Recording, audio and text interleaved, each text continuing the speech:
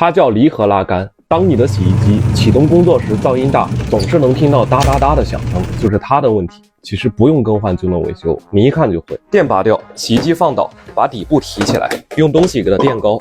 往这儿看，这个就是离合拉杆。